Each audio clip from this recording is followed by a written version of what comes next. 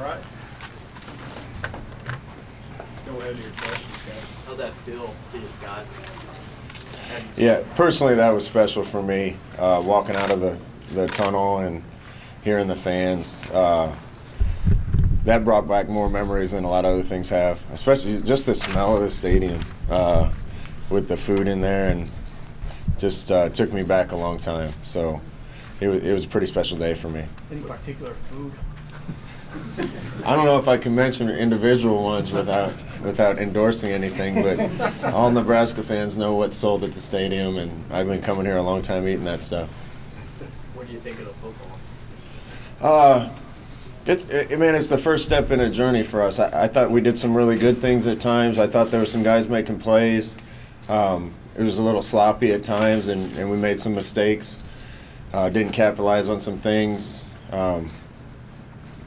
First spring, I think the guys have come a long way already, and I told them that they can't see this as the end of the process. They just have to see that as they're familiar with what we're asking them to do now for the most part, and we got to take a little time off and then really have a resurgence and a lot of effort in summer conditioning to make sure we get better at everything we're doing. As far as the quarterback play, Scott, was that representative of the first 13 practices, what you saw today? Yeah, I think you got to see all the guys make good plays, and that's what's happened all spring.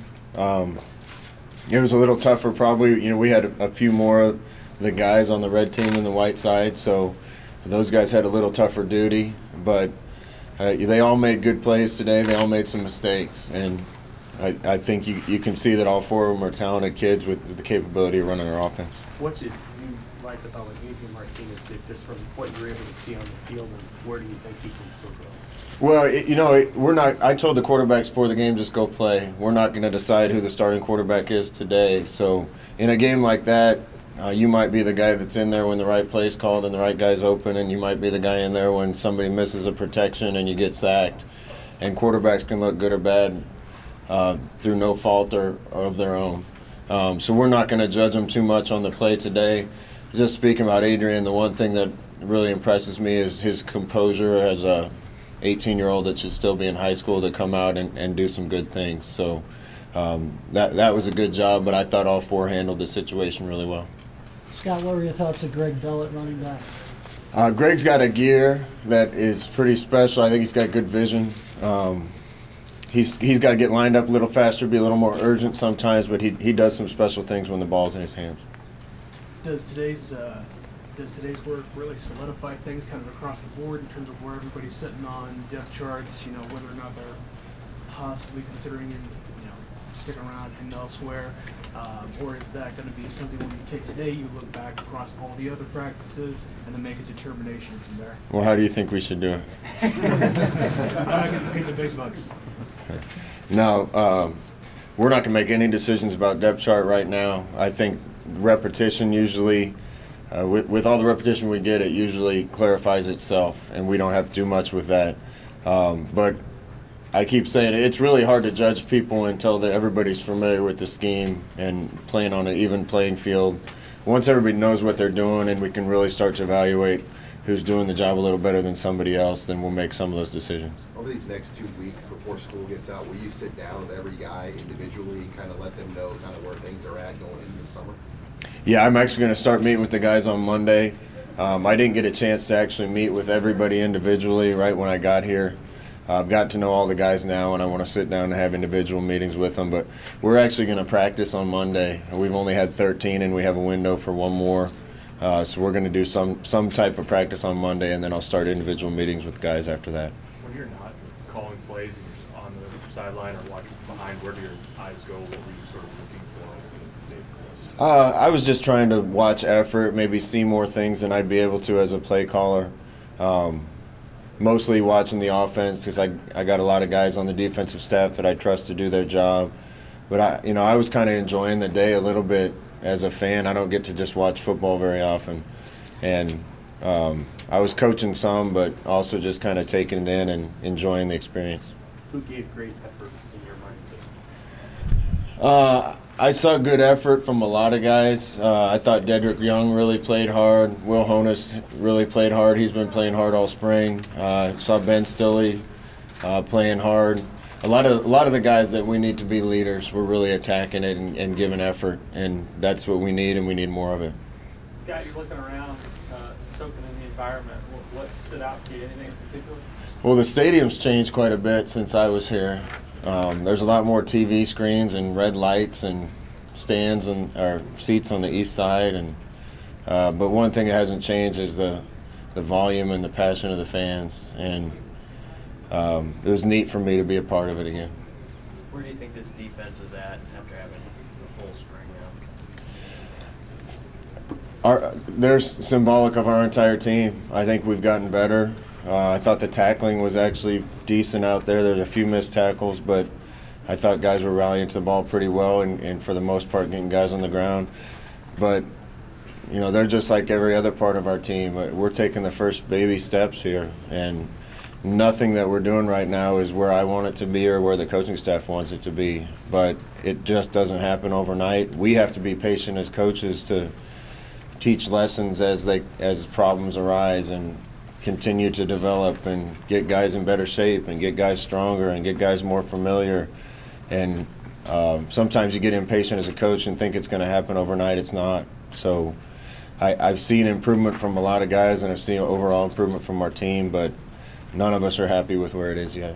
Scott, do you remember at your last job the day that the team clicked, that everybody got on the same page at the same time, and it just felt different? And do you look forward to that time happening here?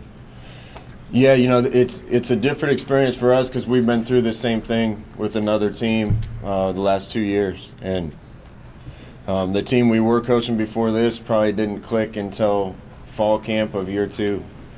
I hope it happens sooner than that here, but that's really when 2 years of work with Zach in the weight room kind of took hold. That's when 2 years of recruiting helped supplement our team. That's 2 years of being in our culture, 2 years of figuring out how to play as a team and care about each other. We even had some problems that second summer, and when we got those cleaned up, everybody just seemed to bond and come together, and it was a special group. And Do you remember that moment? I don't know if it was one moment, but nothing happens like overnight or at the flip of a switch, but you can just feel it coalescing and coming together. And I think it'll happen faster here from a culture standpoint because the guys are so hungry to do it. But the rest of it's still going to take time, and we'll see when it all comes together and pops. Scott, Deshaun Neal got through for a couple sacks. How would you characterize his spring? I keep answering a question the same way. I saw him get better. You know, I think he got a lot better in the winter, getting stronger and getting leaner, and he's got the body type that we're looking for at that position. We just need him to be productive. A lot of guys on our team weren't in good enough shape, still aren't in good enough shape for the pace we want to play at. But Deshaun certainly got the talent and the gifts to be a good player for us and make plays. Carlos Davis was on the inside today. Is there a particular spot that you prefer him at on that D-line? The Davis twins, I think, are going to be capable to play all 3 spots on the D-line, and we actually had to split those guys up on the team today. Our numbers aren't very good. Our depth isn't great right now, particularly at defensive back. It was really bad for us in this game, D-line. We had to have enough guys just to make sure we get through the game, and with those guys' ability to play both, we had to get them on different teams. The penalties, you mentioned procedural and the motion stuff early on. Is that struggling to keep up with the pace, or where do you attribute it? No, that's detail. That's discipline and detail, and we got to keep coming along with that. Those things get even harder when you're tired. Those things get even harder when you're pushing the pace. But those things aren't acceptable around here. So again, we can't get impatient and think that we're going to be perfect in day one or spring game number 1. But I thought it did get better in the second half. I don't know how many penalties there were in the second half, but it didn't seem like many. So we'll keep cleaning things up and get better from that standpoint. Hey Scott, most of the when the offense was going, you're snapping about 25.